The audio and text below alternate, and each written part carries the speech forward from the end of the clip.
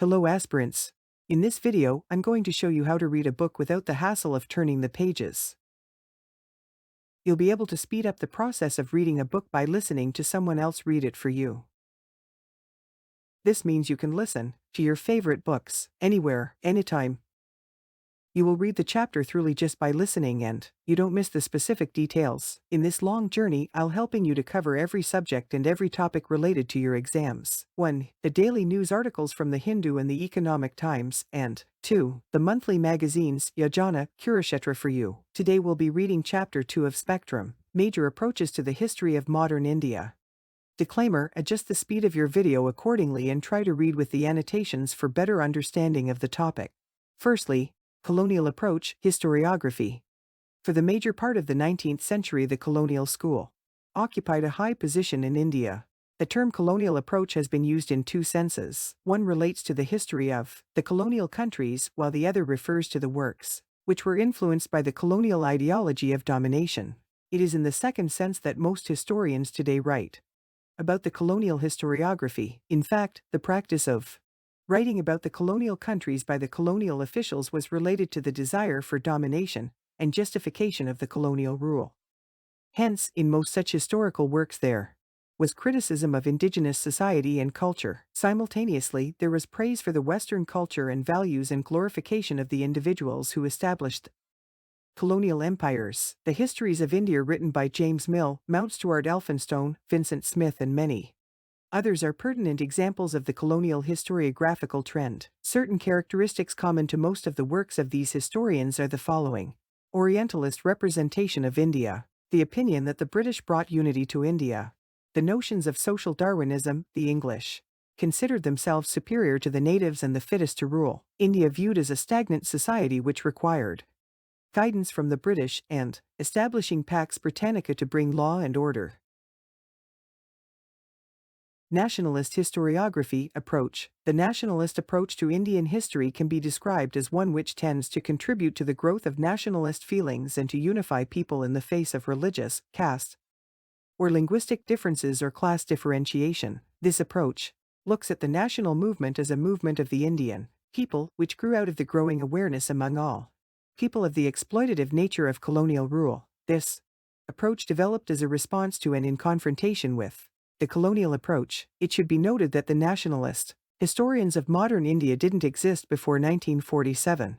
Before 1947, nationalist historiography mainly dealt with the ancient and medieval periods of Indian history. However, in the last quarter of the 19th century, a detailed and scientific critique of colonialism for the adverse economic aspects of alien rule was developed by nationalists like Dadabhai Naoroji, M.G., Ranade, G.V., Joshi, R.C., Dutt, K.T., Telling, G.K., Gokhale, and De Wacha. The only accounts of the national movement was by nationalist leaders, such as R.G. Pradhan, A.C. Mazumdar, J.L. Nehru and Patabi Sitaramaiah,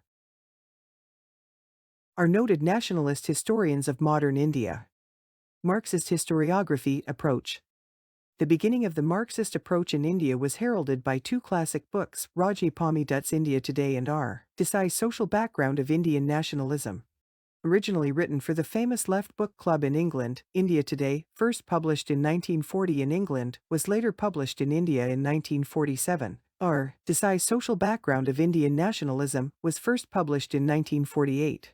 Unlike the imperialist, colonial approach, the Marxist historians clearly see the primary contradiction between the interests of the colonial masters and the subject people, as well as the process of the nation in the making. Unlike the nationalists, they also take full note of the inner contradictions between the different sections of the people of the Indian society. However, some of them, particularly Raji Pami Dutt, were unable to fully integrate their treatment of the primary anti-imperialist contradiction and the secondary inner contradictions and tended to counterbalance the anti-imperialist struggle with the class or social struggle. They tend to see the national movement as a structured bourgeois movement, if not the bourgeoisie's movement, and miss its open-ended and all-class character. Another noted Marxist historian, who made a critique of R.P. Dutt's paradigm, is Sumit Sarkar. He considers Dutt's paradigm as a simplistic version of the Marxian class approach. He looks at the nationalist leaders in the light of intelligentsia, which acts as a kind of proxy for as yet passive social forces with which it had little organic connection. Desai traces the growth of the national movement in 5 phases, each phase based on particular social classes which supported and sustained it. Subaltern approach, historiography. This school of thought began in the early 1980s under the editorship of Ranajit Guha as a critique of the existing historiography, which was faulted for ignoring the voice of the people.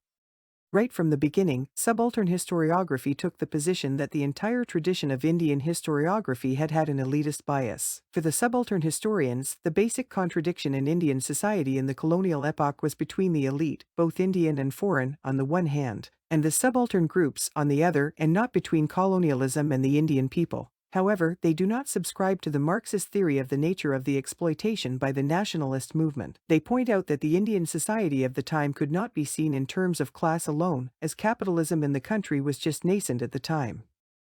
This school sees nationalism as exploitative in terms of caste, gender, religious and creed divisions. Nationalism, say the subalterns, ignored the internal contradictions within the society as well as what the marginalized represented or had to say. They believe that the Indian people were never united in a common anti-imperialist struggle, that there was no such entity as the Indian national movement. Instead, they assert, there were 2 distinct movements or streams, the real anti-imperialist stream of the subalterns and the bogus national movement of the elite. The elite streams, led by the official leadership of the Indian National Congress, were little more than a cloak for the struggle for power among the elite. Communalist approach. The historians of this school, relying completely on the colonial historiography of medieval India and colonial-era textbooks, viewed Hindus and Muslims as permanent hostile groups whose interests were mutually different and antagonistic to each other.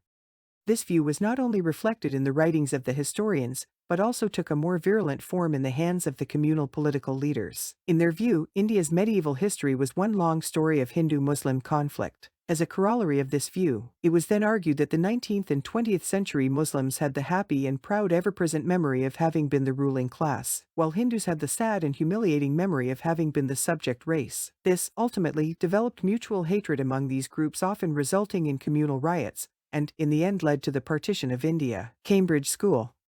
According to this school of thought, the fundamental contradiction under colonial rule was not between imperialism and the Indian people, but among the Indians themselves. Further, Indian nationalism was not the product of a struggle of the Indian people against colonial exploitation, but what arose from conflict among the Indians for getting the benefits given to them by the British rulers. The leaders of the national movement, according to this school, were inspired by the quest for power and material benefits. This approach has been criticized by many scholars on the ground that it takes the mind or ideals out of human behavior and reduces nationalism to animal politics. Liberal and neoliberal interpretations. According to this interpretation, the economic exploitation of the colonies was not beneficial to the British people as a whole. The availability of markets for British industrial goods in the colonial world and capital investment in overseas markets might have actually discouraged domestic investment and delayed the development of the new industries in Britain. The proponents of this school of thought are Patrick O'Brien, Hopkins and Kane. Feminist historiography. The shift in terms of the writing of women's history began with the women's movement of the 1970s, which provided the context and impetus for the emergence of women's studies in India. Very soon, women's history broadened and assumed the more complex shape of gender history. In the early years, the endeavor was to write a history of women to supplement the writings of mainstream history. Also, an attempt was made to research and compile an archive of women's writing. An important area of research has been analysis of the way in which colonial structures, such as the legal structure, affected women's lives. Women's vulnerability due to the denial of ownership of productive resources has been focused on in the analysis of how progressive laws shape gender relations. In the colonial period, 2 works based upon the women's question in India, The High Caste Hindu Woman by Pandita Ramabai and Mother India by Catherine Mayo, attracted international attention.